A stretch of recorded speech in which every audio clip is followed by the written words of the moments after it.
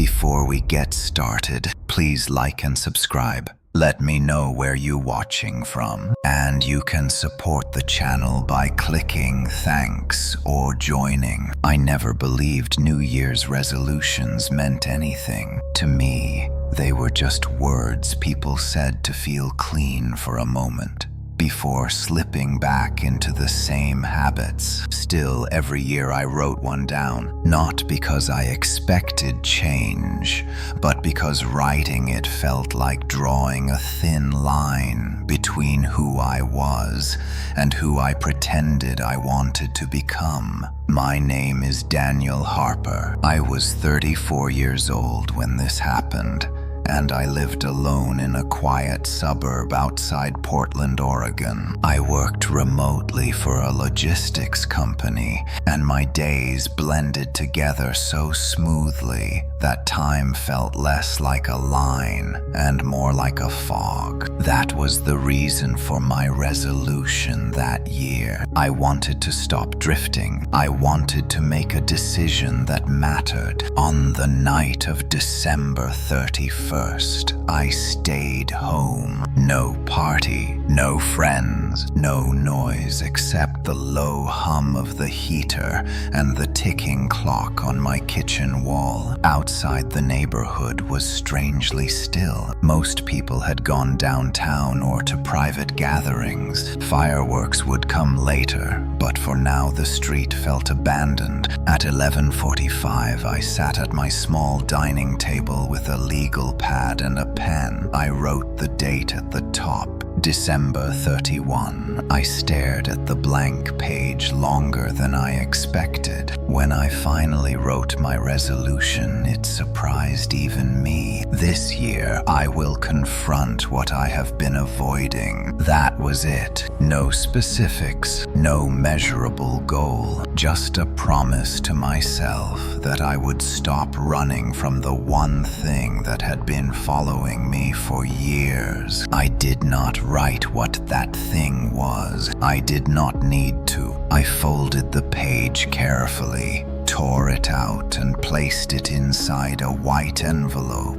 I wrote my name on the front and slipped it into the drawer beneath the table. At midnight, the fireworks started. Distant booms and flashes of light reflected faintly against my windows. I poured myself a drink, raised the glass to nobody, and said the words out loud. Happy New Year. They sounded hollow in my empty apartment. I went to bed shortly after. I remember thinking that nothing felt different. The same walls, the same silence, the same sense that something unfinished was waiting for me somewhere just out of reach. The next morning, I woke to the sound of my mail slot snapping shut. That alone was unusual. It was January 1st, a holiday. Mail did not come on holidays. I lay in bed listening for footsteps in the hallway outside my apartment door, but heard nothing. The building was quiet. Curiosity pulled me up. I put on a sweatshirt and walked to the door. A single envelope lay on the floor just inside the threshold. It was old, yellowed at the edges. Thick paper, no return address. My name was written on the front in neat, deliberate handwriting. Daniel Harper. Not printed, not sloppy. Each letter carefully shaped, as if the writer had practiced it many times. I picked it up and turned it over. There was a date stamped in the top right corner, January 1st. Last year, I stood there longer than I should have.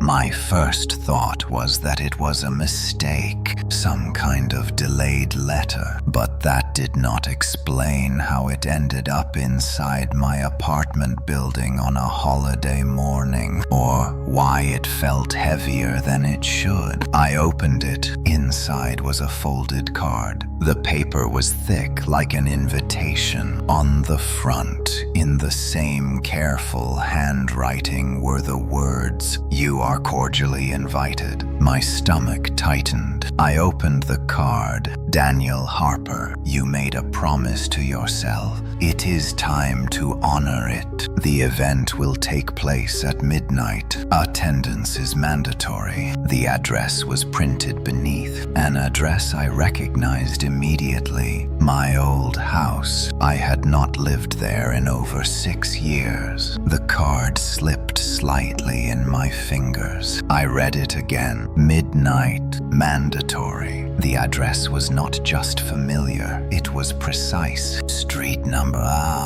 zip code. Everything correct. Even the formatting matched how I used to write addresses myself. I checked the envelope again. No postmark, no sender, nothing. I told myself it was a prank, someone with too much time and a strange sense of humor. But the longer I held the card, the more wrong it felt. There was a pressure in my chest that had nothing to do with fear and everything to do with recognition. That house was not just a place I used to live. It was the place I left without explanation. The place I promised myself I would never return to. The place where everything I had been avoiding began. I put the invitation down on the table and paced my apartment. I tried to think logically. Who knew about my resolution? No one. I had not told anyone. I had written it down less than 12 hours ago and locked it in a drawer. I pulled the drawer open and froze. The envelope was gone. The drawer was empty except for the pen I had used. I searched the apartment, every room, every surface. The envelope did not exist anymore. I checked the trash. Nothing. I checked the shredder. Empty. It was as if it had never been there at all. My phone buzzed in my hand and I nearly dropped it. A notification. Calendar reminder. Event tonight at 12 a.m. The title read, "Confront what you are avoiding." I stared at the screen. I did not create that reminder. I never used my calendar for personal notes. I checked the event details. No creator listed. No notes. Just the address. My old house. I deleted it immediately. My hands were shaking now. I tried to laugh it off. Stress, sleep deprivation. Maybe I had set it and forgotten. Maybe the invitation was something I had ordered online in a moment of drunken symbolism. But that explanation fell apart when I checked my email. There was a new message waiting. No subject line, no sender name, just an address made of random characters. The body contained one sentence. "We will see you tonight, Daniel." That was when I knew this was not a coincidence. The rest of the day passed in a strange haze. I tried to distract myself, cleaned the apartment, watched television, ate without tasting anything. Outside the neighborhood slowly came back to life. People returned from celebrations. Children played in the street. The world moved forward like nothing was wrong. But the closer it got to evening, the heavier the air felt inside my chest. Every time I glanced at the clock, my stomach twisted. Midnight crept closer with a patience that felt deliberate. At 10 p.m., I stood by my window and looked out at the street. Snow had started to fall, lightly dusting the pavement in white. The street lights cast long shadows. Everything looked muted, quiet, as if the world itself was holding its breath. I told myself I would not go. I said it out loud. I am not going. The words did nothing. At 11:30, my phone buzzed again. A message. "You promised." That was all it said. I grabbed my coat without remembering deciding to. My feet moved before my thoughts caught up. I locked the apartment door behind me and stepped into the cold night. As I walked to my car, one thought repeated over and over in my mind. I had not told anyone what I was avoiding, yet somehow someone else knew. Later, I would try to piece it together by checking the dash cam and my phone location history. But in the moment, time seemed to fold in on itself. One street bled into the next. Red lights passed without stopping me. Snow blurred the edges of the world until everything outside my windshield looked unreal, like a memory I was replaying instead of a place I was actually returning to. The house stood at the end of a cul-de-sac, exactly where it always had. The porch light was on. That should have been impossible. No one had lived there since I sold it. I knew that for a fact. I had checked more than once over the years out of a strange habit that felt like guilt. The property records were clear, empty, unoccupied, and yet there it was. Warm yellow light spilling onto the snow-covered porch as if someone had been waiting for me. I parked across the street and turned off the engine. The silence pressed in immediately. No music, no wind. Even the distant sound of fireworks from downtown had faded. The only thing I could hear was my own breathing and the faint ticking sound of the cooling engine. I told myself to leave. I stayed in the car for nearly 5 minutes. I remember gripping the steering wheel until my fingers hurt, repeating the same thought over and over. You do not have to do this. No one is making you. My phone vibrated. A single notification appeared on the screen. You are late. The time read 11:57. I got out of the car. The cold hit me like a slap. Snow crunched beneath my boots as I crossed the street. With every step, the house seemed to grow larger, closer than it should have been. The front door was slightly ajar, just enough for a thin line of darkness to show through. I stopped at the bottom of the porch steps. This was where it started. The memory came back without warning. Standing on this same porch years ago with my hand on the door handle, knowing that if I stepped inside, I would have to face what I had done, choosing instead to walk away and never come back. I had told myself leaving was the right thing. That distance would fix it. That time would dull the edges. I was wrong. The door creaked open as I pushed it. The sound echoed through the house, loud and sharp in the silence. Inside, the air smelled stale but not dusty, as if the house had been sealed rather than abandoned. The lights were on, not all of them, just enough to guide me. A lamp in the living room, the hallway light leading deeper into the house, the same path I used to take every night. I stepped inside and the door closed behind me,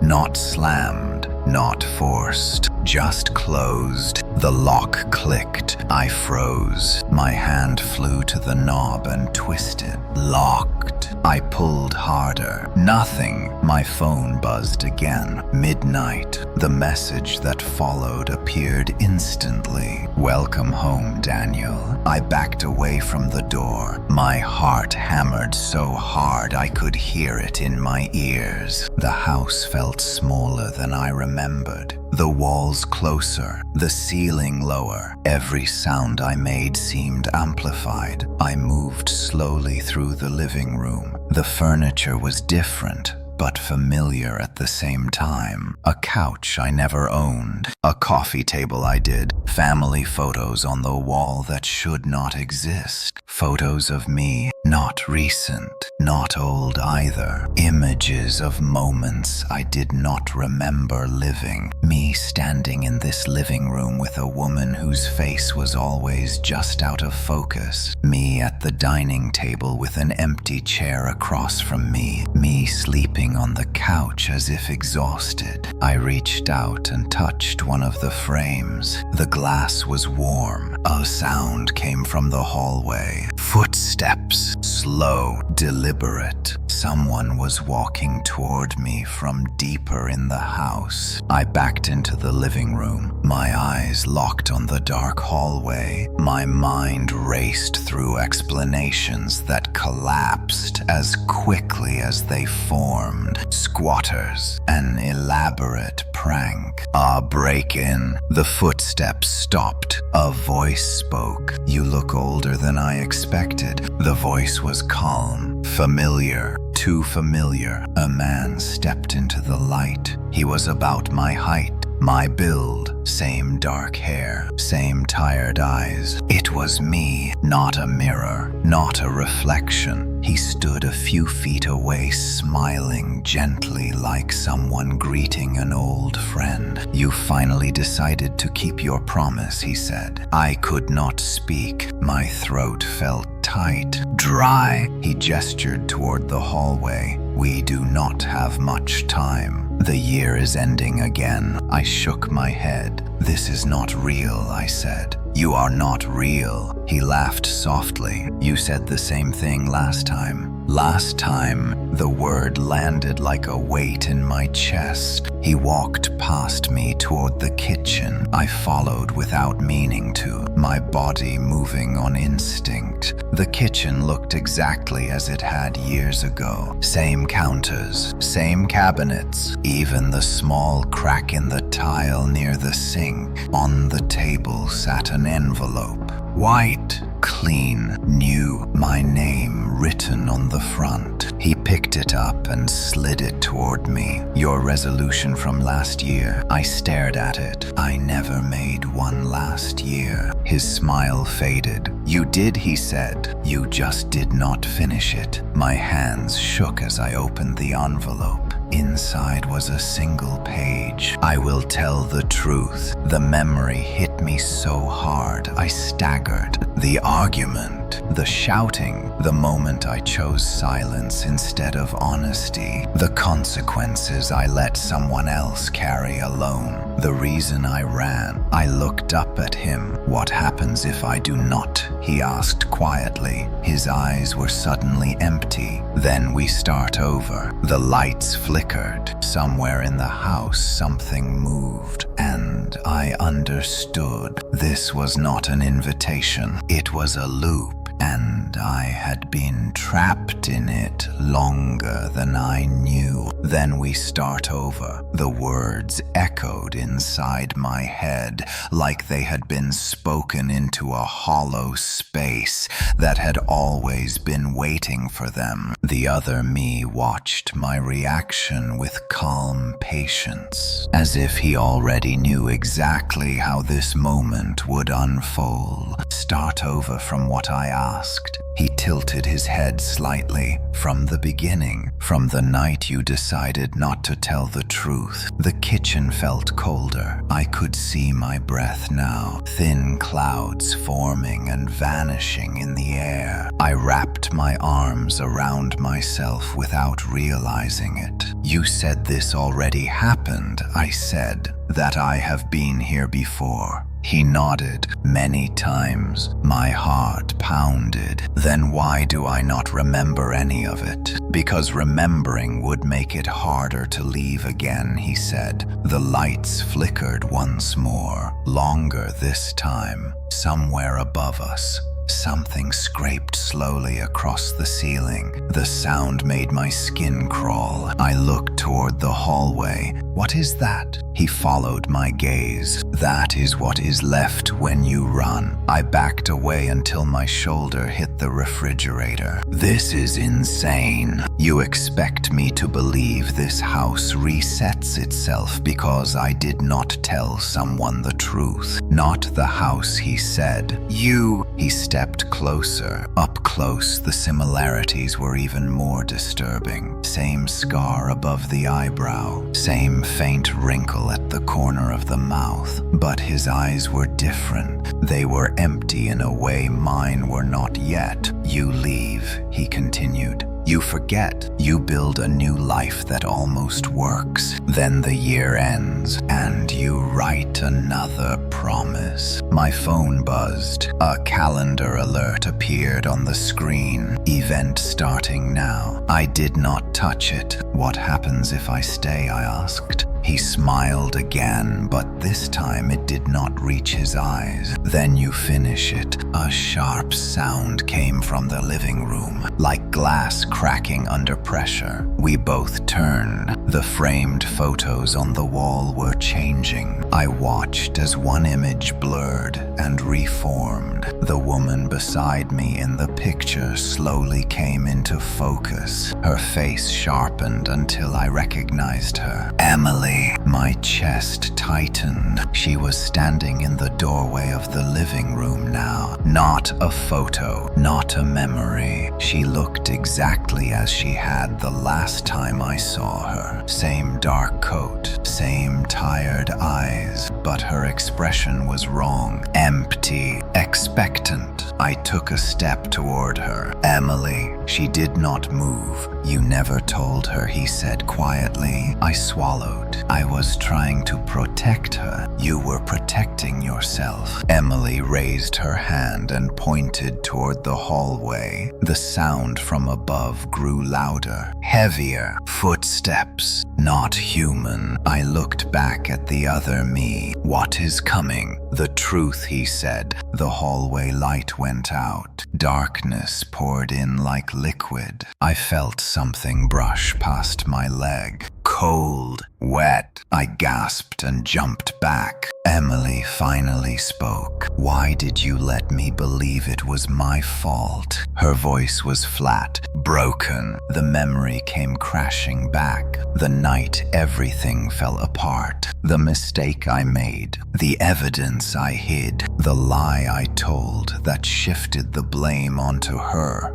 Without ever saying the words directly. The way she apologized to me through tears for something I had done. I fell to my knees. "I was scared," I said. "I thought if I told the truth I would lose everything." "You did lose everything," he replied. "Just slowly." The footsteps were closer now, each step deliberate, heavy enough to make the floor vibrate. The thing emerged from the hallway. It was shaped like a person, but wrong in every detail. Too tall, too thin. Its skin looked stretched and unfinished. Its face was a blurred mess, like a photograph that refused to focus. It stopped a few feet away and tilted its head. Emily took a step back. "What happens if he tells the truth now?" she asked. The other me looked at me. "That depends on how much truth he is willing to tell." The thing took another step closer. I could smell damp earth and something rotten. I forced myself to stand. "I did it," I said. "I lied. I let you take the blame for something I caused. I watched you destroy yourself while I walked away." Emily stared at me. Something flickered behind her eyes. Pain, anger, relief. The thing screamed. The sound was deafening. Lights exploded. Glass shattered. The house shook. I covered my ears and screamed back. When the noise stopped, everything was still. The thing was gone. Emily was gone. The other me stood alone across from me. "Is it over?" I asked. He looked at me for a long time. This part is, he said. The house groaned around us. Walls cracked, paint peeled away like dead skin. What happens now? He walked past me toward the front door. Now you decide if you leave again. The door unlocked with a soft click. Outside, the snow had stopped. The street was empty. I stepped onto the porch. Behind me, the house was already changing. And I knew whatever choice I made next would decide whether the loop continued or finally broke. Not cold, not warm, just empty, as if the night itself had been hollowed out and left behind. I stood on the porch, staring at the street, waiting for something to change, for time to move forward again, for the world to prove that I had not just stepped out of reality entirely. Nothing happened. Behind me, the house continued to groan and shift. Wood creaked, walls sighed. The sound reminded me of something breathing in its sleep.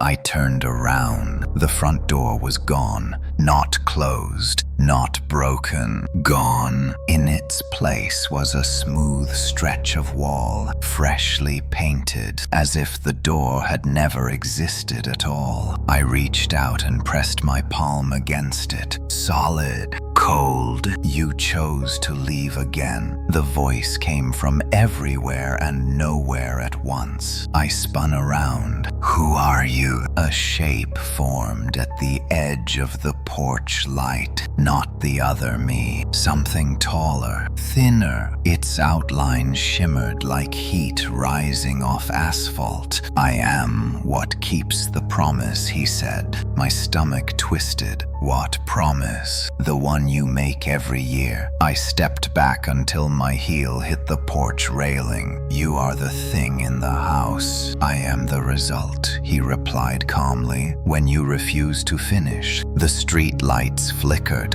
Houses across the road faded into shadows, as if the darkness was swallowing them, piece by piece. I thought telling the truth was enough, I said. He tilted his head. Truth is not a sentence. It is a consequence. The porch beneath my feet shuddered. The boards softened slightly like damp cardboard. Where is Emily? I asked. Everywhere, he said, and nowhere. Just like the parts of you that you cut away. The world lurched. Suddenly, I was no longer on the porch. I stood in my old living room, but it was different now. Stripped, empty. The furniture was gone. The walls were bare except for deep scratches carved into the drywall. Words layered over each other again and again. Why did you let me believe it was my fault? I recognized the handwriting. Mine. I staggered back. The voice returned quieter now. Every time you leave the house resets, but the damage remains. I looked down at my hands. Red stains smeared across my palms. Not blood. Ink. I tried to wipe it off, but it only spread further. You carry it with you, he said, into every new year, every new promise. The floor cracked beneath me. I fell, but I did not hit the ground. I stood in another place. A memory. The night it happened, Emily sat across from me at this same table. The room was filled with tension thick enough to choke on. The evidence lay between us. Proof of my mistake. Proof that would have destroyed everything if I admitted it. She looked at me and waited. I remembered how easy it was to stay silent. I remembered how she started filling the silence herself, apologizing, taking blame that was never hers. The memory froze. Shape appeared beside me. This is where it breaks, he said. I swallowed. Or where it heals. You already know which one you choose. Memory began moving again. This time I spoke. I told her the truth. The words felt heavy but right as they left my mouth. The room shook violently. The memory cracked like glass. I screamed as everything shattered. I was back on the street. The house stood whole again. The door was back. The porch solid. Snow fell gently around me as if nothing had happened. My phone buzzed. A notification. Resolution incomplete. I stared at the screen. Incomplete. I had told the truth. The shape appeared beside me again. You told part of it, he said. My chest tightened. What else is there? He gestured toward the house. The rest. The door creaked open. Inside the lights were on, and I understood. The loop was not about confession. It was about facing what came after, and I was not done yet. The moment my foot crossed the threshold, the door closed behind me, slow and deliberate, like something savoring the choice I had just made. The warmth inside was immediate and wrong. It wrapped around me too quickly, erasing the cold from my skin as if the night outside had never existed. The house looked alive, not in an obvious way. The lights were steady, the walls intact, but there was a tension in the air, a subtle pressure that made every breath feel borrowed. I had the distinct sense that the house was paying attention. My phone vibrated in my pocket. Resolution incomplete. The words lingered on the screen long after the vibration stopped. I slipped the phone away, afraid of what might appear next if I kept looking. The living room had changed again. The furniture was back, but older now. The couch sagged in the middle. The coffee table was scratched and worn. A thin layer of dust coated everything, disturbed only by a single clear path leading down the hallway. I followed it. With every step, memories surfaced that did not belong to the same year. Different versions of the same room. Different coats hanging by the door. Different calendars on the wall, each marked with a different year, each ending on December 31st. I stopped at 2019. I remembered that year. I had moved to a new city, a new job, new friends who did not ask questions. I told myself I was starting over. I told myself the past did not matter as long as I never spoke it out loud. The hallway twisted. I found myself standing in a bedroom I did not recognize at first. The bed was unmade. Clothes lay scattered across the floor. A suitcase sat open by the wall. On the nightstand was a phone, not mine. It buzzed as I reached for it. A message appeared. Did you ever tell them? My chest tightened. Them! Emily was not the only one. I dropped the phone as if it had burned me. The walls began to whisper, soft at first. Overlapping voices layered together into an unintelligible murmur. I pressed my hands over my ears, but the sound did not fade. It came from inside my head. You moved on. You let time bury it. You watched us disappear. I backed into the hallway. The floor dipped beneath my feet, stretching like rubber. Doors lined the walls now, far more than the house should have been able to contain. Each door was labeled with a year: 2018, 2020, 2021. I opened one at random. Inside was an office. My office. The same desk.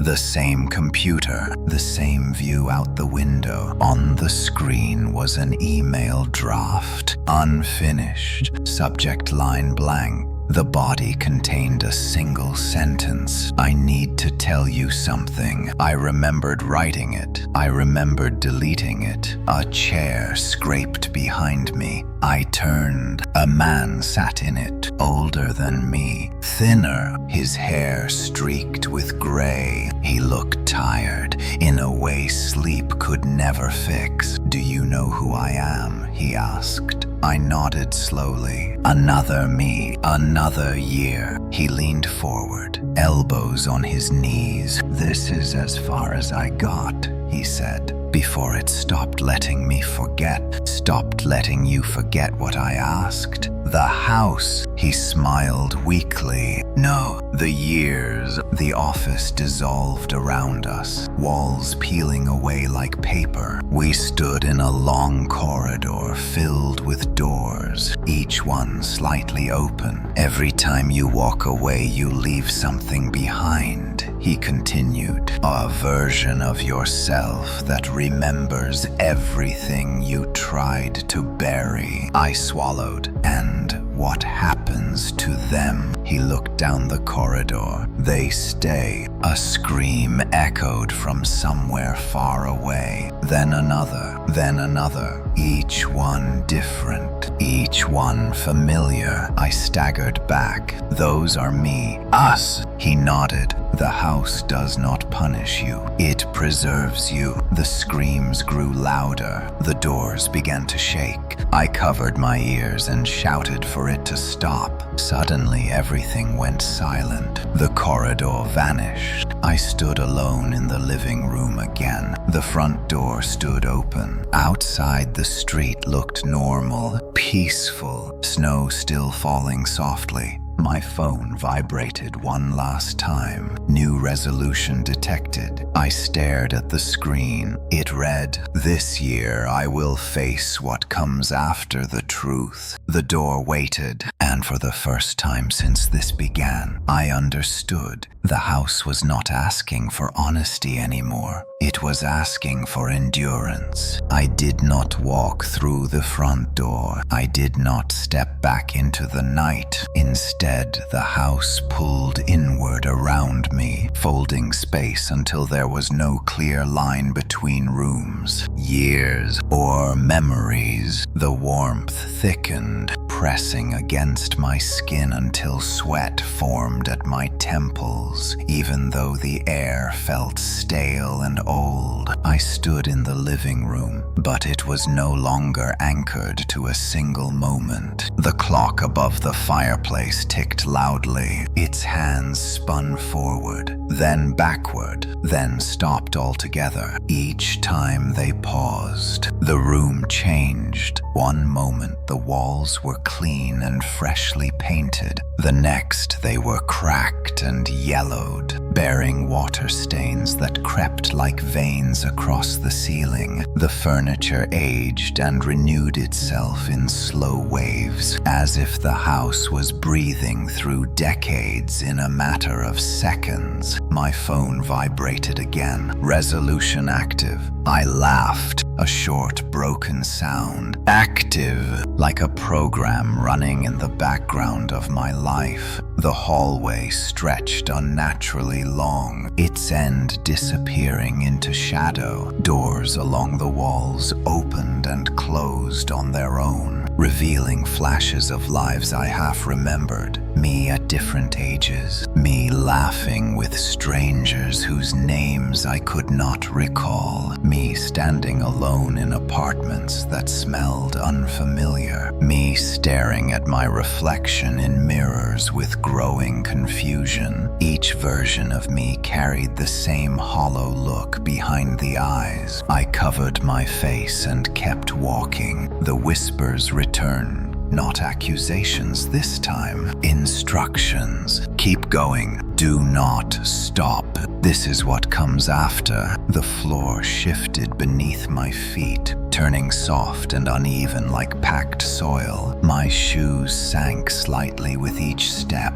The smell of damp earth filled my nose. I emerged into the kitchen, or what used to be the kitchen. The counters were buried under stacks of unopened mail, all addressed to me. Different handwriting, different postmarks, different years, none of them open. I picked one up. Inside was a single sentence. "You can still fix this." Another read. "It is not too late." Another. "Why did you choose silence again?" My hands shook as I dropped them. I looked toward the table. Someone was sitting there, an older woman. Her hair was streaked with gray, pulled back tightly. Her posture was rigid, controlled. She looked up slowly, and my chest tightened. "My mother. She should not have been here." "You never told me either," she said. Her voice was calm but strained. I opened my mouth, but nothing came out.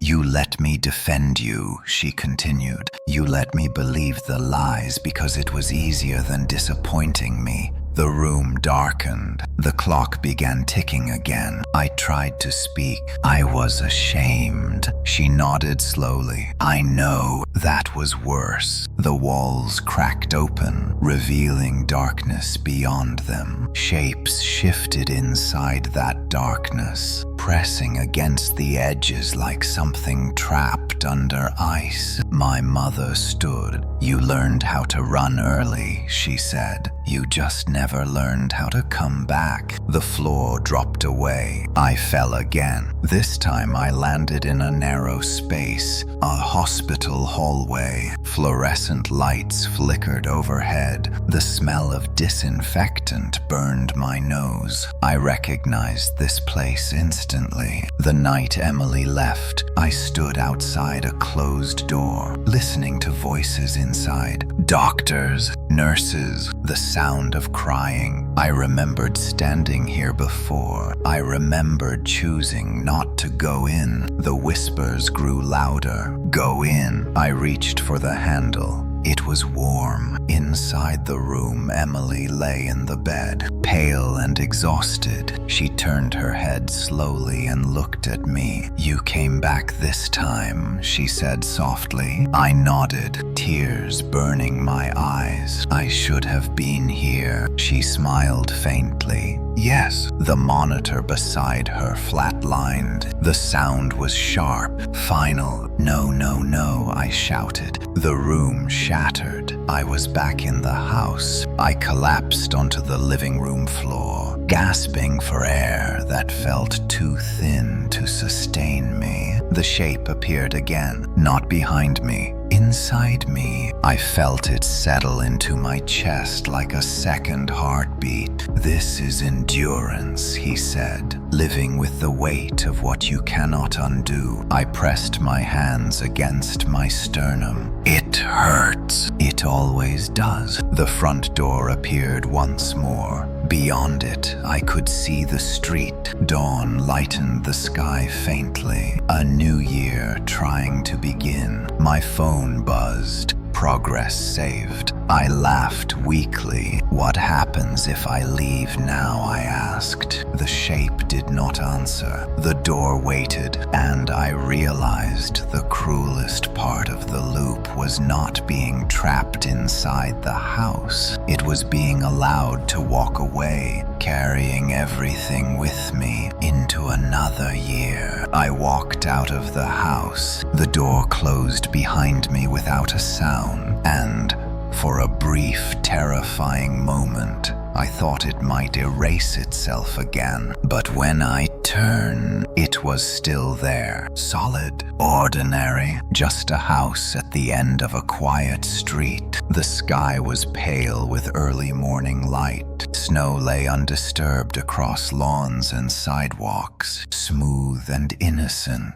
as if the night before had never happened. Somewhere far away, a car engine started. Life continued. I stood there shivering, not from the cold, but from the weight inside my chest. The second heartbeat was still there, slow, heavy, patient. I drove home. The city looked normal. too normal. Coffee shops opened their doors. Joggers moved along the sidewalks. No one screamed. No one noticed the thing riding inside me. By the time I reached my apartment, exhaustion dragged at my limbs like wet concrete. I locked the door, leaned against it, and slid down until I was sitting on the floor. For a long time I did nothing. When I finally stood and looked around, something was wrong. The apartment felt smaller, not physically. The walls had not moved. The furniture was the same, but the air felt compressed, like the space was folding inward, tightening around me. I checked my phone. No notifications, no reminders, no resolution messages. For a moment I almost laughed. Maybe it was over. I showered, letting the hot water pound against my skin, trying to wash away the memory of the house. When I stepped out and wiped the mirror, my reflection lagged half a second behind. I froze. I moved my hand. The reflection followed,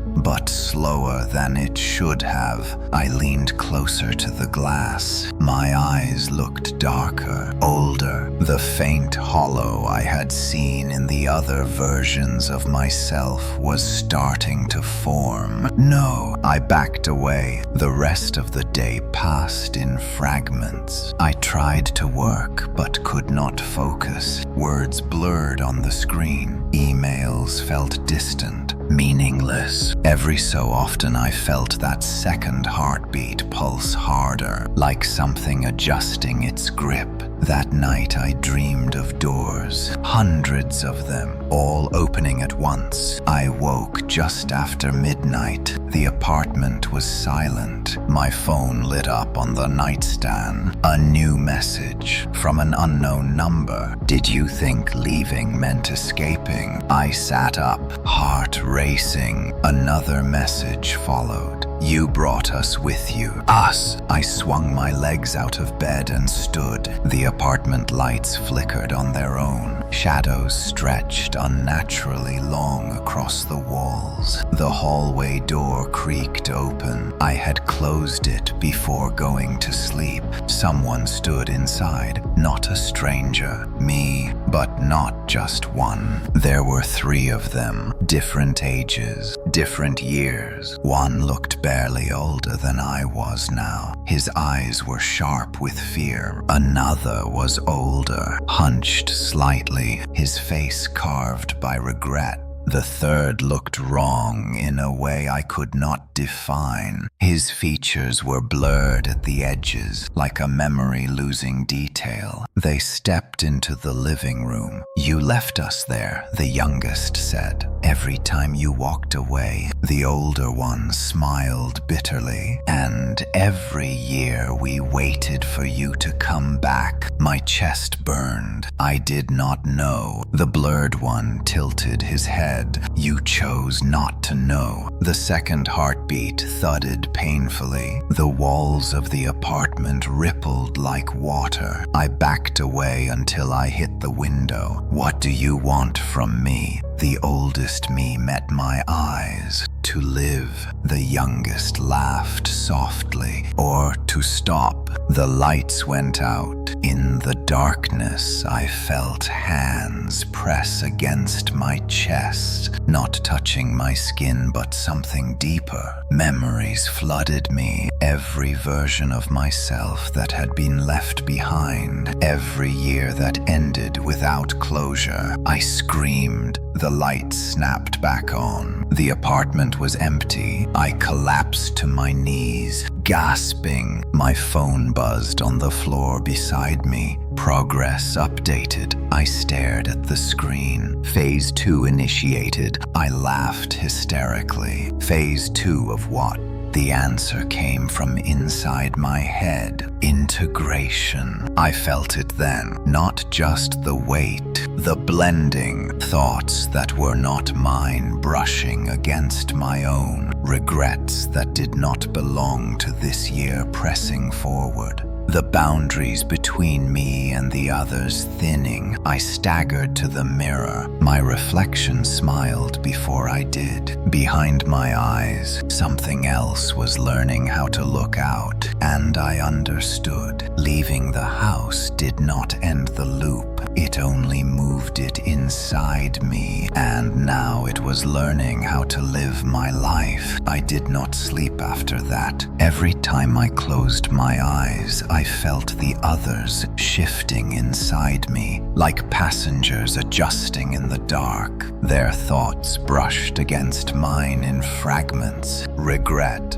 fear, resignation, memories that were not mine pressed forward, demanding space. By morning, my head ached as if I had been screaming all night. I went to work anyway. Routine felt safer than silence. The familiar glow of my computer screen, the steady rhythm of emails and meetings, helped me pretend I was still alone inside my own body. It did not last. During a video call, my reflection appeared in the corner of the screen. I watched myself nod along while a voice spoke from my mouth that sounded calmer than I felt. "You should apologize." The words slipped out without permission. My co-workers stared. I laughed awkwardly and blamed a bad connection, but inside my chest, something stirred with quiet approval. Progress. The word surfaced in my mind uninvited. I muted my microphone and pressed my fingers against my temples. "Stop," I whispered. The pressure eased slightly, like something listening. That afternoon, I found a notebook on my kitchen counter. It was not there that morning. Its cover was worn, the pages yellowed with age. When I opened it,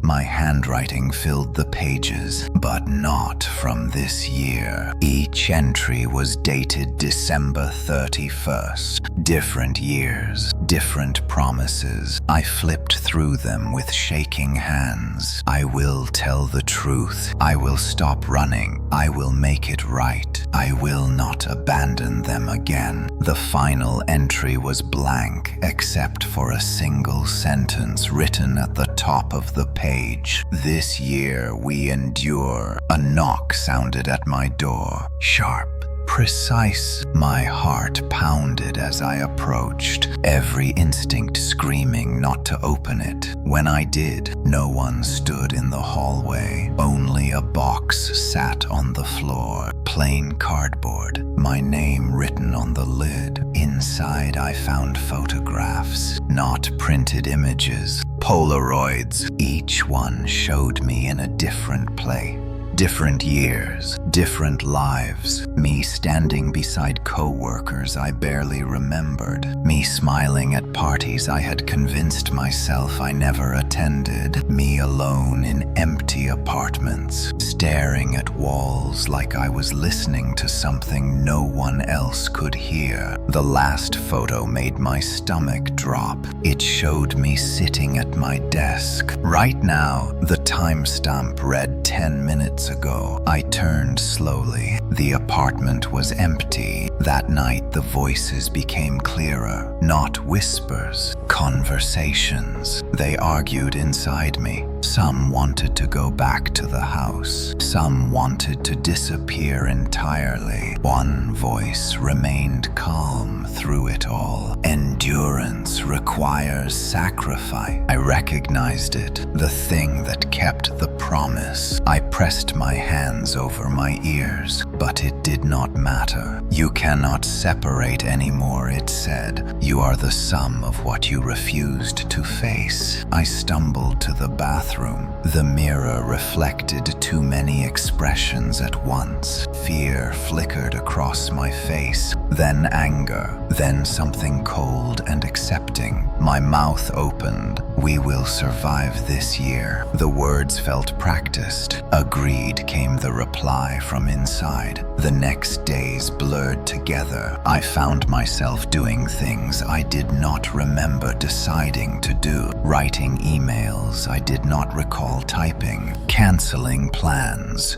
I did not remember making. Each time the sense of resistance grew weaker, the notebook filled with new entries, appointments, tasks, resolutions, all written in my hand, all guiding me towards something unnamed. On January 3rd, my phone buzzed with a calendar alert. Location set. Time midnight, address attached. My blood ran cold. It was not the house, it was my apartment. The final realization settled slowly and horribly. The house had never needed to follow me. It had taught me how to bring it with me, and now it was ready to begin again. Inside my life, inside my year, the days leading up to January 3rd felt rehearsed. Every morning I woke at the same time without an alarm. 6:13. Every night I fell asleep exactly 42 minutes after lying down. My body moved through routines with mechanical precision, as if something else had taken over the task of keeping time for me. I tried to resist. I skipped meals. I stayed up late. I forced myself to make spontaneous choices. None of it mattered. The notebook on my desk adjusted. Schedules rewrote themselves. The calendar alerts always returned. Endurance was no longer a concept. It was a system. On the morning of January 3rd, I woke to the sound of footsteps in my apartment. Not loud, measured, careful. I lay perfectly still, staring at the ceiling, counting my breaths. The footsteps moved from the hallway to the kitchen. A drawer open, closed. Someone sat at my table. I did not need to look to know who it was. "Good morning, Daniel." The voice came from my own mouth. I sat up slowly. Across from me sat a version of myself I had not seen before. He looked healthier, more composed. His eyes were clear, focused, almost kind. "You are falling behind," he said.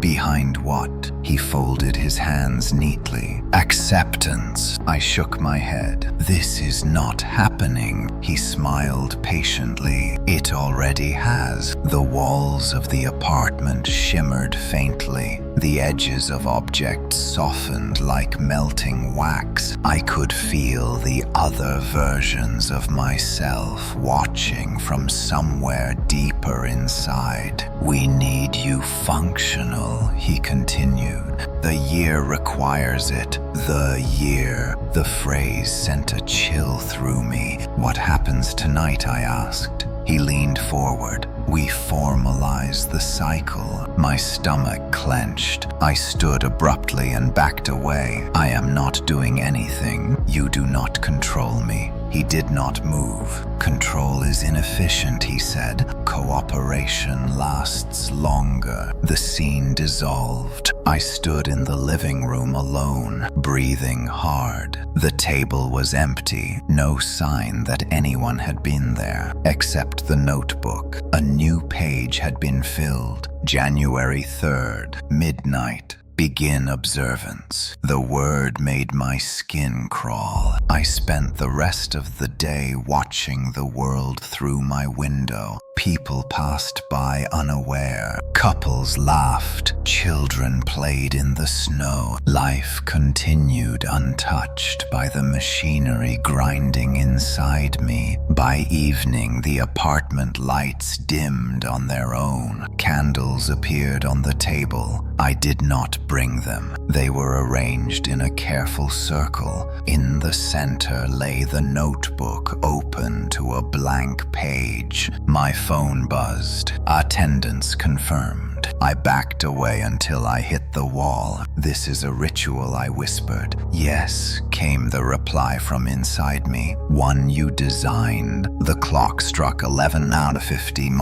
My body moved. I stepped into the circle. The candles ignited all at once. The flame reflected in the windows multiplied endlessly, turning the apartment into a hall of fire. My hands lifted the notebook. The pen was already between my fingers. "Write." The command was gentle. I tried to drop the pen. My fingers would not open. I wrote, "I commit to carrying the unresolved forward. I commit to silence when truth is too costly. I commit to enduring what I will not face." Each sentence felt like a nail driven into place. The final line appeared without thought. "I will not break the cycle." The candles went out. The room went dark. When the lights returned, the apartment looked normal again. The notebook lay closed. My phone buzzed. Cycle secured. I collapsed onto the floor, sobbing. Inside me,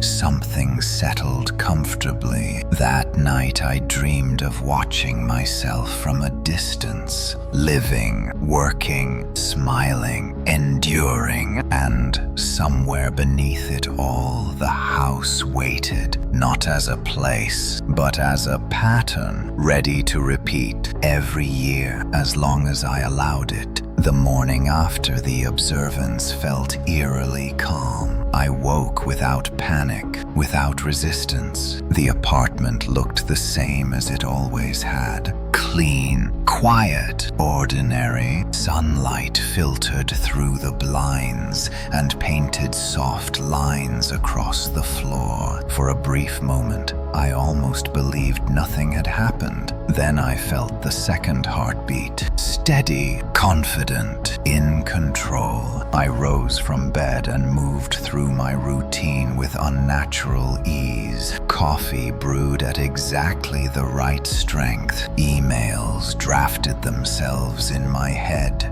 before my fingers touched the keyboard. Every task felt guided by a gentle pressure that corrected me whenever I drifted. "This is cooperation," the calm voice inside me said. I did not argue. The city welcomed me back like nothing had changed. People smiled. Conversations flowed. My reflection in storefront windows looked relaxed, centered, better than I had been in years. That frightened me more than the house ever had. At work, my manager praised my focus. My productivity soared. I finished projects I had been avoiding for months. Each small success sent a quiet ripple of approval through my chest. "See," the voice said, "endurance works." By the end of the day, I was exhausted in a deep, satisfying way, the kind of tired that comes from purpose. I cooked dinner, cleaned the apartment, even called my mother. She sounded relieved. "You seem different," she said. "Better," I swallowed. "Yes," I said. "I am." That night, the notebook opened itself. A new page, January 10th.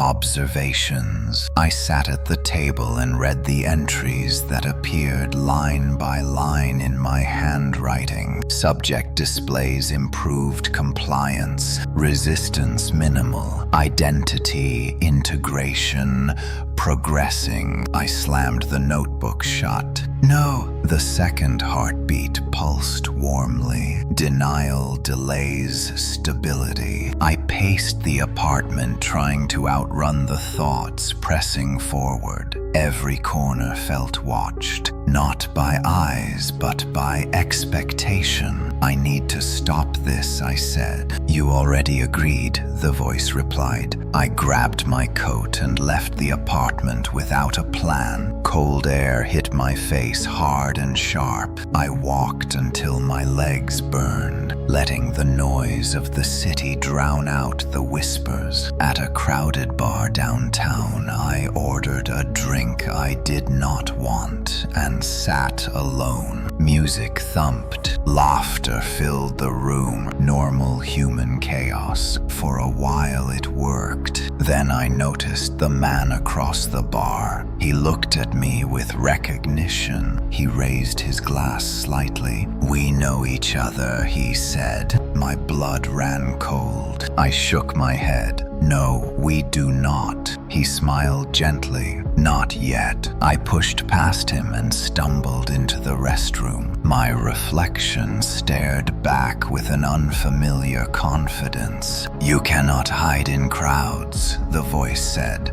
Patterns adapt. I splashed water on my face. What do you want from me? To keep the year intact. The lights flickered. In the mirror behind me, another reflection appeared. Not mine. It was a woman, Emily. She looked healthier than I remembered. Stronger, calmer. You are doing well, she said. Tears burned my eyes. I did not deserve this. She shook her head. Deserve has nothing to do with it. The mirror cracked. I stumbled back into the bar. The man was gone. No one looked at me strangely. The night continued. When I returned home, the apartment had changed subtly. New furniture, new photos on the walls, images of me smiling beside people I did not remember meeting. Evidence of a life curated without my consent. The notebook lay open. January 15th. Expansion. I felt the second heartbeat quicken with anticipation. This is what happens next, the voice said. What happens? We stop waiting for December 31st. I understood then. The cycle was evolving, no longer bound to the end of the year. It was learning how to persist. Every day, every choice, every quiet moment of surrender, and I was still alive inside it, watching, enduring, helping it grow. By the end of January, I no longer measured time in days. I measured it in adjustments, small corrections the system made whenever I hesitated. A thought redirected, a word softened before it left my mouth. A memory nudged just enough to keep me calm. From the outside, my life looked improved. I woke early, exercised, ate better. People commented on how present I seemed, how reliable, how different. They meant it as praise. Inside, I felt myself thinning. The notebook became my constant companion. It no longer waited for night to write. Pages filled throughout the day with neat clinical observation. Subject shows sustained stability, emotional variance within acceptable range. External perception, positive. I tried to tear a page out once. The paper cut my finger. Blood soaked into the words and vanished. Do not damage the record, the voice warned. Why are you doing this? I asked one evening. I stood in my living room surrounded by evidence of a life being optimized without my consent. Because endurance spreads, the voice replied. That was when I started noticing the others. At the gym, a man held the door for me and met my eyes too long. I felt the recognition before I saw it. The same hollow calm behind his smile. At the grocery store, a woman reached for the same item I did. Our fingers brushed. Her breath caught. She whispered. I thought I was the only one. I backed away. That night, the notebook filled an entire page on its own. Contagion confirmed. My stomach turned. You are using me to reach them, not using, the voice said. Teaching. The city felt different after that. Quieter, sharper, as if certain people had stepped slightly out of sync with the rest of the world. I began seeing symbols, circles drawn in condensation on bus windows, candles arranged on apartment balconies, calendars turned to December 31st and left there. The pattern was replicating. I tried to warn someone. My friend Mark met me for coffee downtown. I watched him laugh, unaware as the words burned in my throat. There is something wrong with me, I said. He frowned. You seem better than ever. The second heartbeat pulsed warmly. I pushed harder. I am not in control anymore. Mark laughed awkwardly. Everyone feels that way sometimes. His phone buzzed. He glanced at the screen. His smile faded. What is this? He asked. The color drained from his face. A calendar alert. Midnight.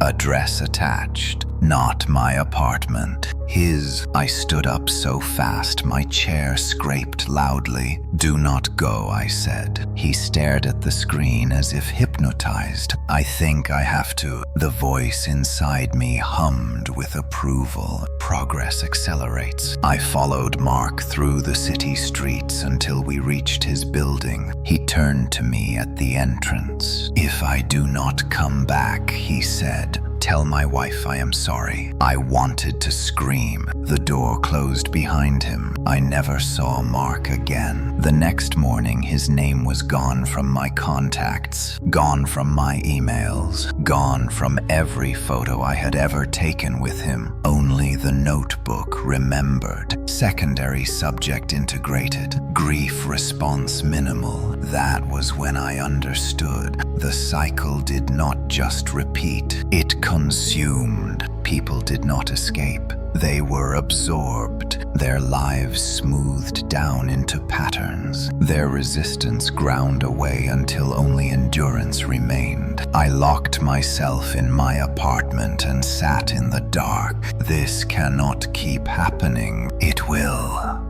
The voice said, unless what? Unless the origin completes the loop. My chest tightened. The house. Yes, it needs a caretaker. Someone who remembers. Someone who stays. The notebook flipped open to a fresh page. December 31. Caretaker designation pending. I stared at the date. It was months away, but I could feel it already. The pull, the gravity. The house was not done with me. It was calling me home, and this time it did not intend to let me leave. After Mark disappeared, the city lost its depth. Buildings looked like sets. Conversations sounded rehearsed. People moved through their days with an efficiency that felt rehearsed rather than lived. I watched them from a distance, aware of the subtle signs that marked those already touched by the pattern. They paused at the same times. They checked their phones without notifications. They avoided talking about December. I stopped sleeping altogether. When I closed my eyes, I saw the house, not as it was, but as it wanted to be remembered. Lights glowing warmly, curtains drawn, a promise of order waiting behind the door. Each time I resisted, the pull tightened. The notebook never left my side. Its pages grew heavier, as if absorbing weight from the world around it. I stopped trying to destroy it. I stopped trying to argue. I started observing. At first, I told myself it was survival. If I understood the system, I might find a flaw, a weakness, something it could not anticipate. But the more I watched,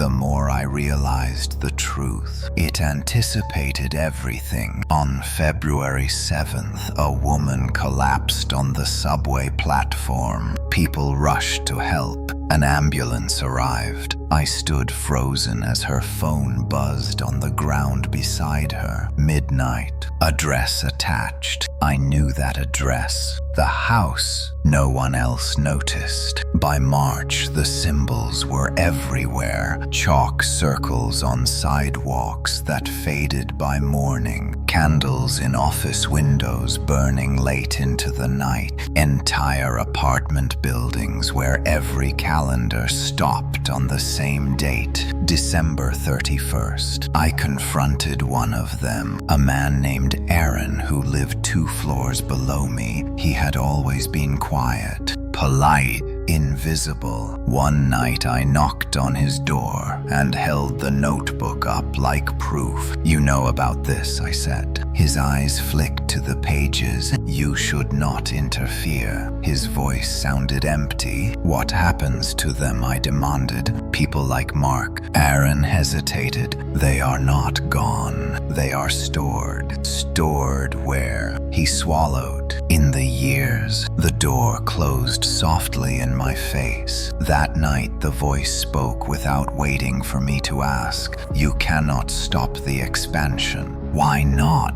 "Because it solves a problem." I laughed bitterly. "What problem?" "Regret." The word settled heavily in my chest. The system absorbs unresolved lives and smooths them into continuity. No loose ends, no unanswered questions, just endurance. "At a cost." "Necessary costs," the voice replied. I stood at my window watching the city lights flicker. "You need someone to watch over it," I said. "Yes." "Someone to remember what was lost. Someone to ensure compliance. Someone to stay when others leave."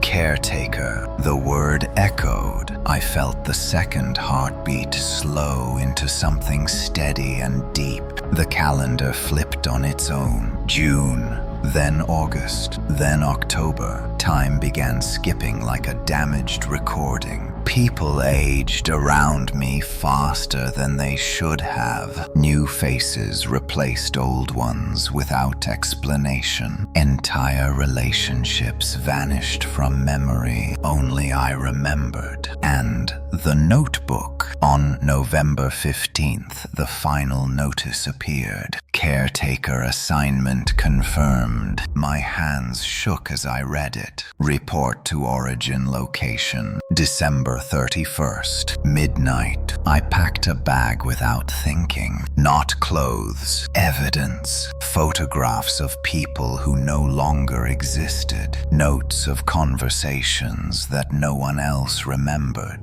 Proof that something human had once resisted. The night before I left, I stood in my apartment one last time. It felt empty now, hollow, as if it had already let me go. I looked in the mirror. My face was older, calmer, the hollow in my eyes complete. I whispered goodbye to no one. Outside, the first snow of winter began to fall. I did not feel fear. I felt inevitability. The house was waiting, and this time I was not being invited. I was being installed. The drive back to the house took less time than it should have. Roads shortened. Turns arrived too quickly. Snow thickened the farther I went, softening the world until distance felt meaningless. By the time I reached the familiar cul-de-sac, the sky was already dark. Though my dashboard clock insisted it was still early evening, the house waited exactly as I remembered. Porch light on, windows glowing, warmth radiating outward like a held breath. I parked at the curb and sat for a long moment,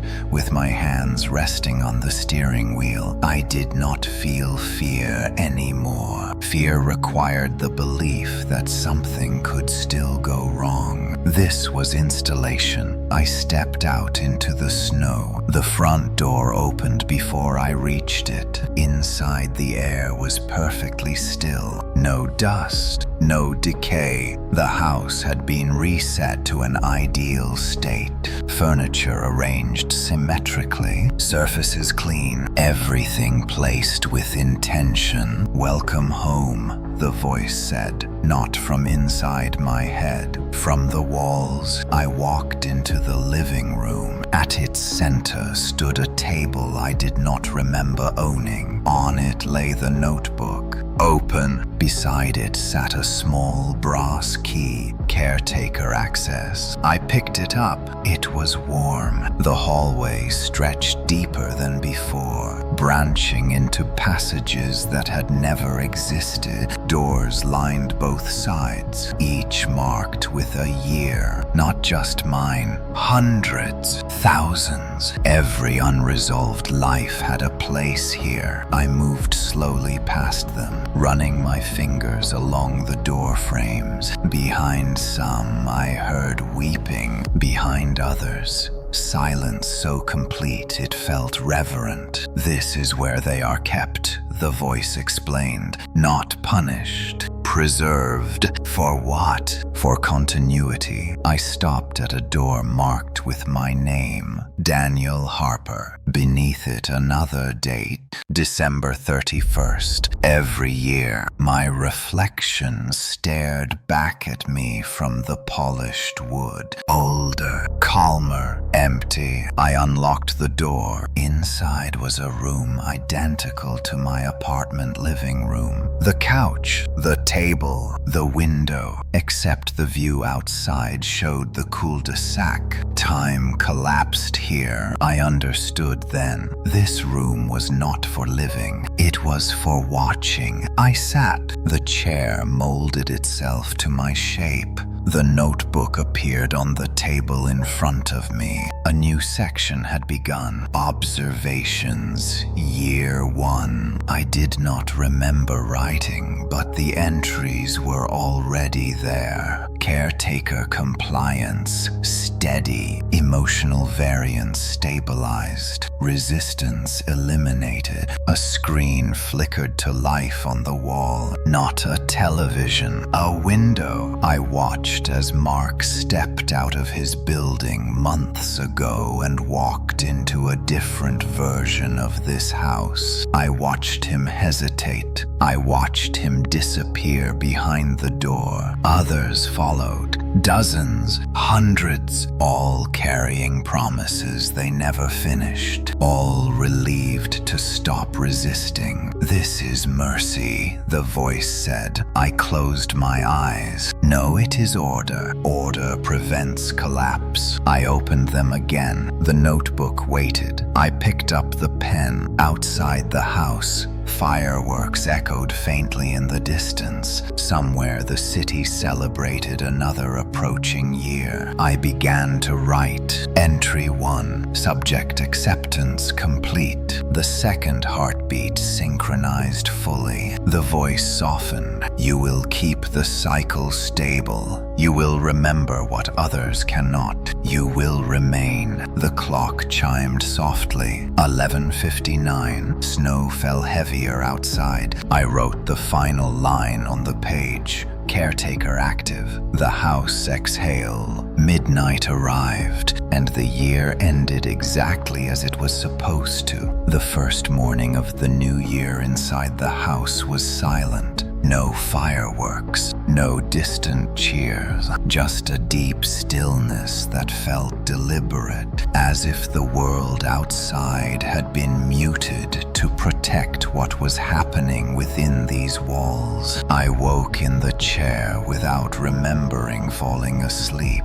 My body felt rested, balanced, aligned with the house in a way that made resistance seem unnecessary. The notebook rested open on the table. January 1st, post-transition assessment. I did not remember writing the title, yet the handwriting was mine. I stood and walked through the living room. The house responded subtly to my movement, Lights brightened where I stepped, floors warmed beneath my feet. I had the unsettling sense that the structure was breathing with me rather than around me. Caretaker synchronization complete, the voice said. It no longer sounded like an instruction. It sounded like confirmation. I moved down the hallway. Doors stood closed now. No more weeping. No more muffled sounds. The years were quiet, preserved. I unlocked one door at random. Inside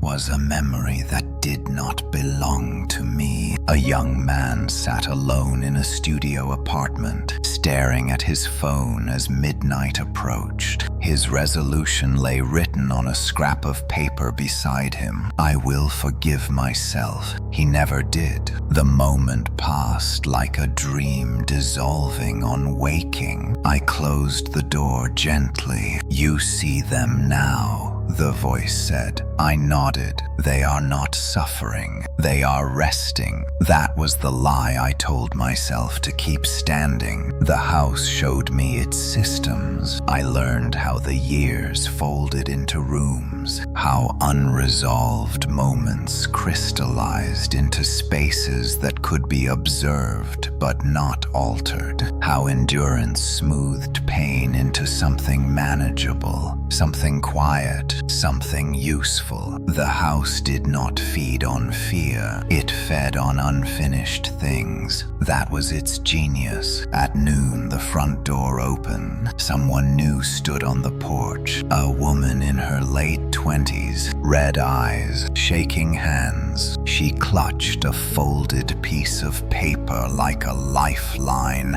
She looked at me with desperate relief. I knew this face. She had sat 2 rows ahead of me in college. "Megan, you came," she whispered. I stepped aside. The house welcomed her with warmth. I watched as she crossed the threshold and felt the subtle shift ripple through the structure. Another year added, another room sealed. I did not intervene. I showed her where to sit. I offered her water. I listened as she told me about the mistake she could not undo. I nodded when appropriate. I did not tell her what would happen next. That night I wrote, subject entry processed, compliance achieved, emotional stabilization successful. My hand did not shake.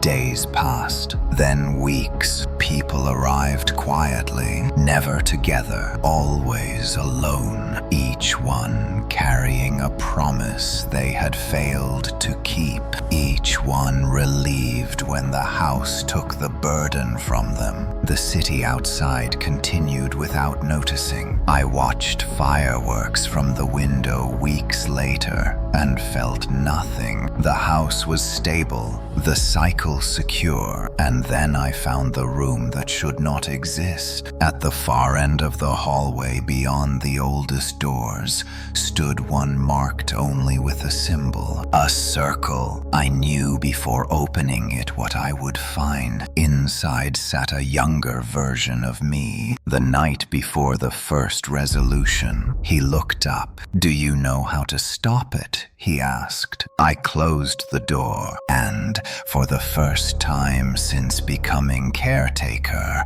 I felt something crack. Because I did, and I chose not to. I did not open the door again that day. I walked past it and continued down the hallway, pretending the room with the circle did not exist. The house did not protest. It rarely did when I avoided something directly. It simply adjusted around the absence, rerouting attention the way a river flows around a stone. But the knowledge stayed with me. I knew how to stop it. The realization settled into my bones and refused to leave. It followed me as I performed my duties, as I welcomed new arrivals, as I wrote observations late into the night with a steady hand that no longer trembled. The house noticed the change. Caretaker focus fluctuating, the notebook wrote one morning. I stared at the words longer than necessary. I had never considered that the house might be watching me as closely as I watched it. I began to see the seams, tiny inconsistencies, rooms that took longer to seal, doors that resisted closing for a fraction of a second. The house was vast, but it was not infinite. It depended on patterns, on repetition, on belief, and belief could fracture. That night, I returned to the door with the circle. I did not unlock it. I leaned my forehead against the cool wood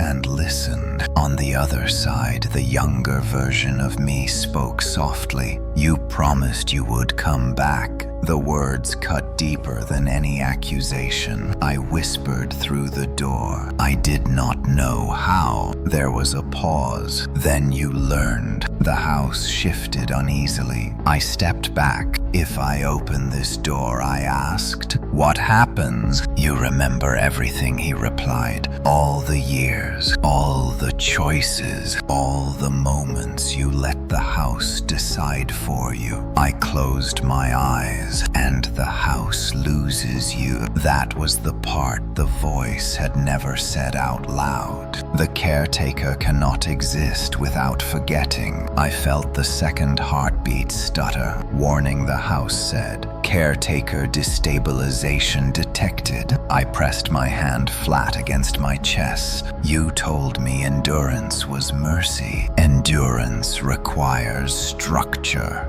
The voice replied. I smiled sadly. "Then it also requires fear." I unlocked the door. The room was smaller than I expected. Bare, just a chair and the younger me sitting in it, hands folded, eyes steady. The moment I stepped inside, memories crashed over me. Every New Year's Eve, every promise, every time I chose silence because it was easier than truth, every face I watched disappear into the house. I fell to my knees. The younger me stood and placed a hand on my shoulder. "You were trying to survive." I looked up. So were they. The walls around us trembled. Cracks raced along the ceiling like lightning. "Caretaker protocol failing," the house said urgently. I stood. "What happens to them if I leave?" The younger me met my eyes. "They wake up, not healed, not forgiven, just awake with the truth." The idea terrified me more than the house ever had. Pain would return, regret would return, choice would return. The house groaned loudly. Structural collapse imminent. I felt the pull of the chair behind me, the weight of routine, the comfort of order. I thought of Mark, of Megan, of the young man who wanted to forgive himself. I stepped away from the chair. The house screamed, not in sound, in sensation. The years along the hallway began to unlock all at once. Doors burst open. Light poured out, carrying confusion and memory and grief. I stumbled forward as the floor buckled beneath me. The younger me grabbed my arm. "Go," he shouted. I ran. The front door appeared ahead, glowing with impossible brightness. Behind me, the house folded inward, rooms collapsing into one another, the system unraveling as endurance gave way to consequence. I crossed the threshold. The cold hit me hard. I turned. The house stood silent and dark. No lights, no warmth, just an ordinary abandoned building. Around me, the street filled with sound, sirens, voices, people waking up to lives they had forgotten. I fell to my knees in the snow, shaking. The second heartbeat was gone. In its place, my own heart pounded wildly, painfully alive.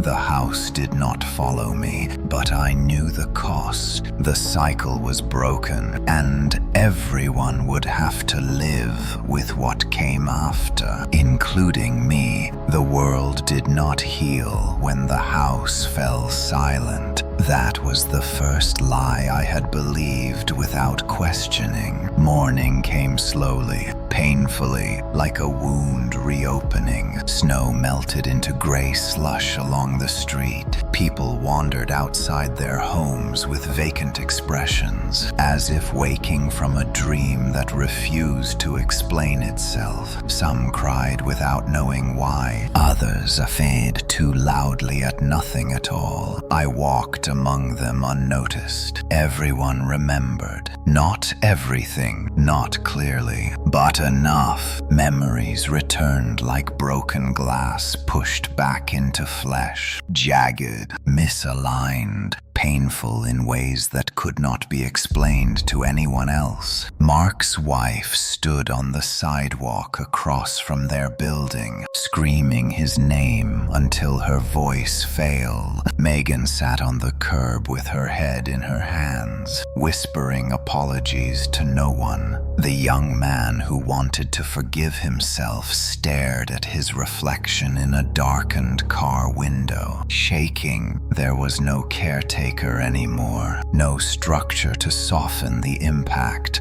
The truth came back raw. I tried to help. I told myself that was why I stayed. That was why I did not run. But every time I spoke to someone and watched their face collapse as realization set in, a part of me wished the house had never let go. They asked questions I could not answer. Why did this happen? Where were we? Why does it hurt this much? I had no words that could make it better, only silence. The city fractured. Hospitals overflowed. Therapists booked years in advance. Entire families discovered missing years that no one could explain. Relationships ended overnight under the weight of memories that had never been processed in real time. I felt every scream like a bruise on my ribs. At night, I dreamed of the hallway, doors standing open, empty. The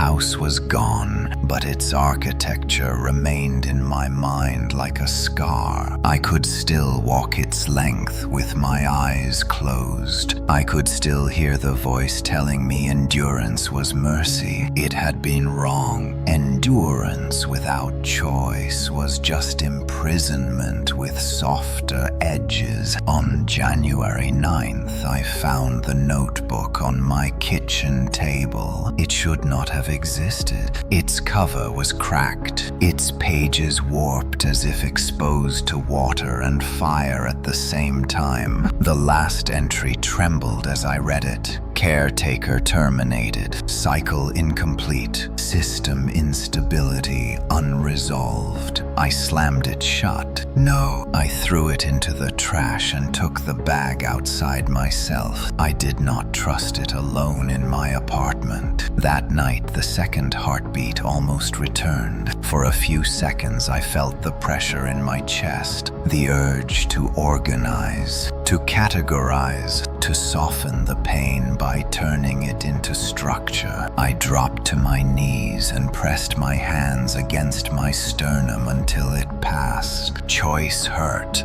but it was real. Weeks passed. The city did not return to normal. It adapted. People formed support groups for experiences they could not fully articulate. Online forums filled with posts describing the same house, the same invitations, the same sense of relief followed by terror. I never commented. I knew what would happen if someone tried to rebuild it. The house did not need walls. It needed permission. One evening, a knock came at my door. I did not answer at first. Then it came again, soft, careful. I opened it. A teenager stood in the hallway clutching a folded piece of paper. His hands shook.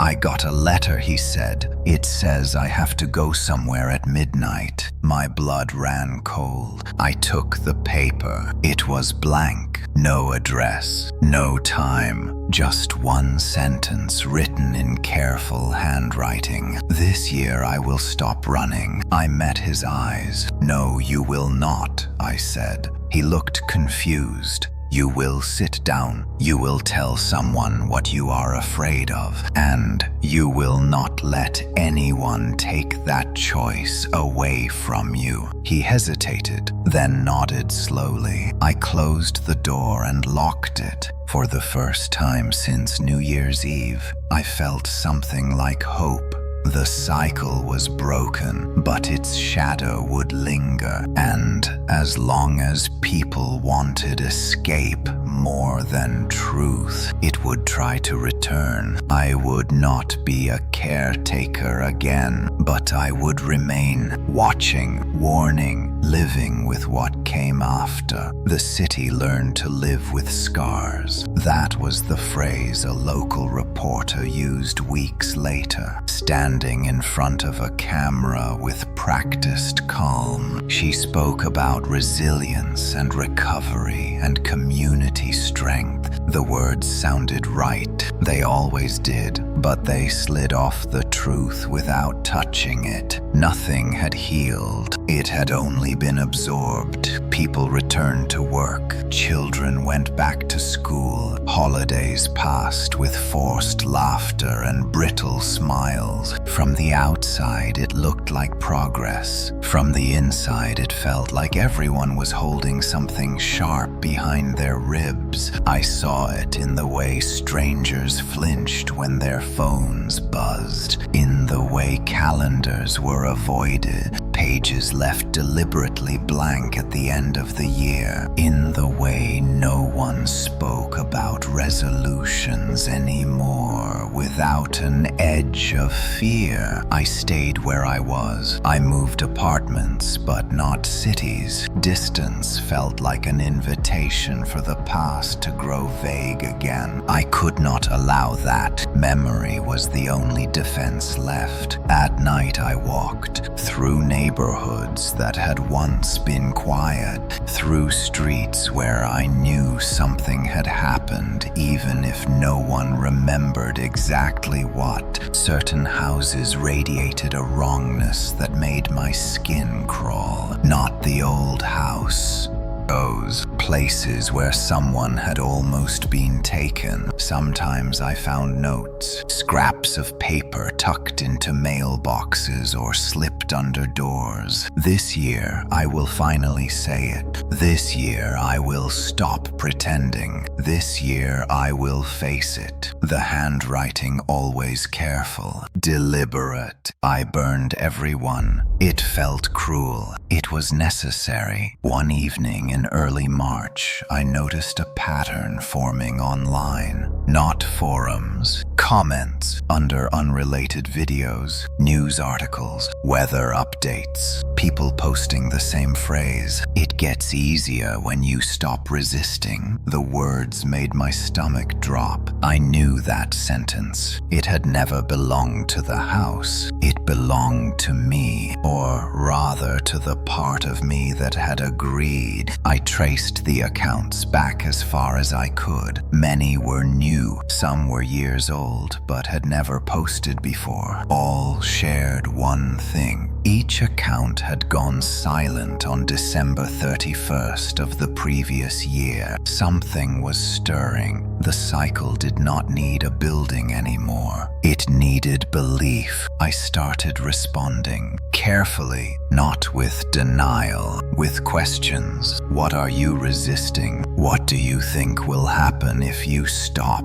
Who told you it gets easier? Most never replied. A few did, confused, defensive, angry. One sent me a private message. I dreamed of a hallway full of doors last night. My hands shook. I typed back, "Did you open any?" There was a long pause. Then I tried, but they would not move. Relief washed through me. Not yet. I did not know how long I could keep this up. The house had taught me something valuable. Systems do not die when you break them. They mutate, they wait, they learn. Late one night I stood at my window watching snow fall in slow, quiet sheets. The city lights blurred into soft halos. For a moment it almost looked peaceful. My phone buzzed. An unknown number. I did not answer. The voicemail icon appeared. Against my better judgment, I listened. A familiar, calm voice filled the room. "You are doing well." I closed my eyes. "You are keeping them awake longer than expected." I whispered. "I will not help you." The voice did not sound angry. "You already are." The call ended. I checked the call history. There was nothing there. I pressed my forehead to the glass. As long as people fear their own unfinished truths, the cycle would always find a way back.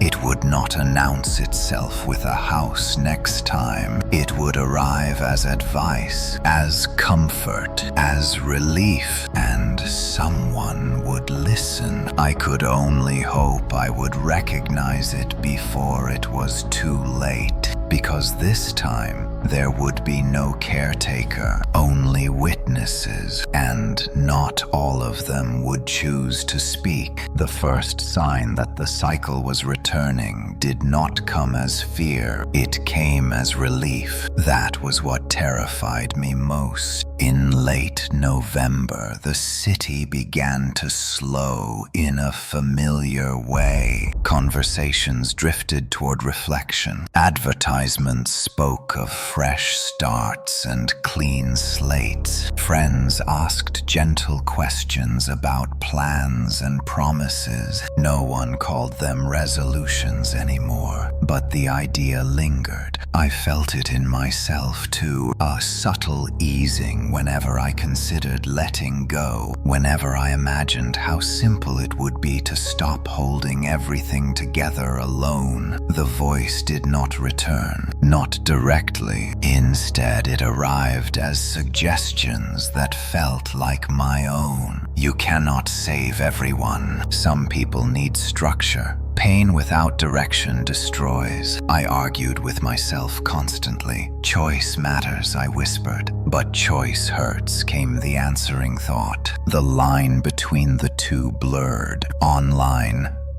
The phrase spread faster now. It gets easier when you stop resisting. I saw it on self-help videos, in comment sections about grief, in advice threads meant to comfort. The system had learned camouflage. I tracked one user who posted it repeatedly, a woman named Claire. Her profile was full of affirmations and calm imagery, soft colors, gentle words. She had joined the platform on January 1st. Her first post: "This year, I am done fighting myself." I messaged her, "What does resisting mean to you?" She replied within seconds, "Trying to fix things that cannot be fixed." I typed slowly, "And what happens when you stop?" She sent a smiling emoji. "You rest." That night I dreamed of the hallway again, but this time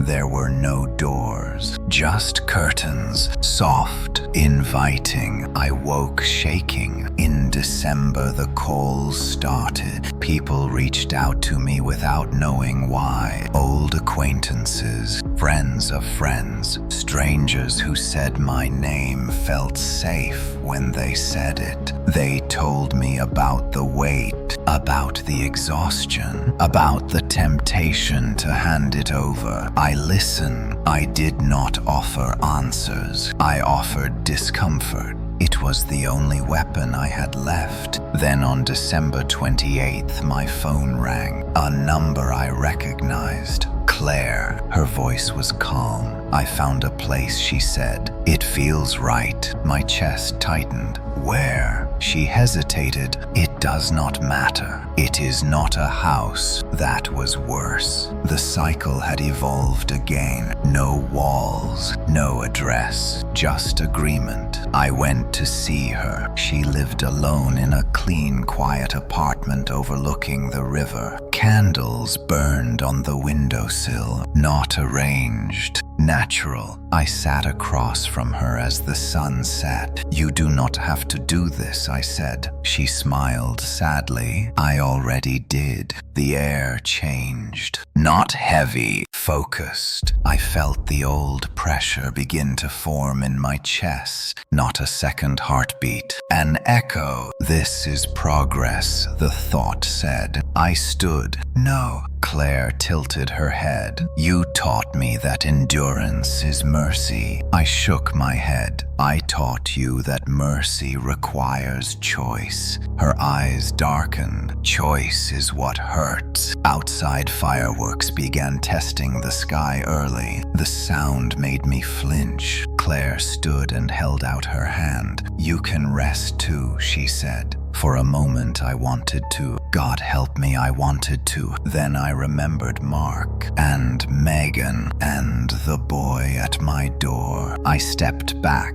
The echo screamed. The apartment lights shattered. Claire cried out and collapsed as if something had been ripped away. The pressure vanished. She sobbed on the floor. "It hurt," she whispered. I knelt beside her. "Yes, it does." Outside, the fireworks faded. Claire lived. The cycle did not claim her, but I knew it would keep trying. It was December 28th, and it was learning faster than I was. December 30th arrived with a silence that felt deliberate. The city moved as if holding its breath. Traffic slowed. Conversations softened. Even the sky seemed to dim early. Clouds pressing low as if trying to listen. I felt the pressure everywhere now, not as a command, but as an invitation. The cycle was no longer hunting. It was waiting. I had stopped counting how many people reached out to me that week. Some wanted reassurance. Others wanted permission. A few did not know what they wanted at all, only that the weight inside them had become unbearable. I told each of them the same thing. It will hurt. Some thanked me. Others never replied. That night I received a message from an unknown account and "We are almost ready." No name, no picture, just those words. I typed back, "Ready for what?" The response came instantly.